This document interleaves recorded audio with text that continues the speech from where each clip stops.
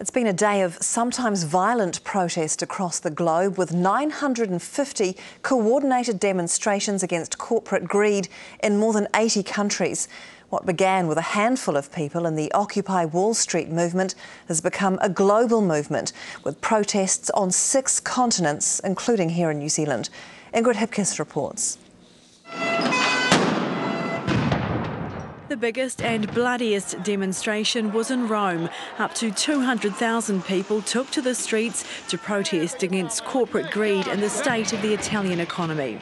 The march ended in a riot as protesters set fire to police vans and tried to smash their way into banks and shops. Police responded with tear gas and water cannon. Italians have been hit hard by austerity measures. They're angry about their government's handling of the country's financial crisis. In London, protesters gathered at St Paul's Cathedral and hundreds attempted to occupy Paternoster Square, home to the city's stock exchange. Their attempts were thwarted by police. I'm really sick and tired of the way that bankers have just got away with everything scot-free. It just feels like they've just raped every one of us. You know, taken what they wanted and are sitting back drinking their champagne and laughing. By nightfall, numbers had grown and tensions were fraying. The movement continued across Europe, from Portugal and Spain to Berlin, Athens and the financial hub of Brussels.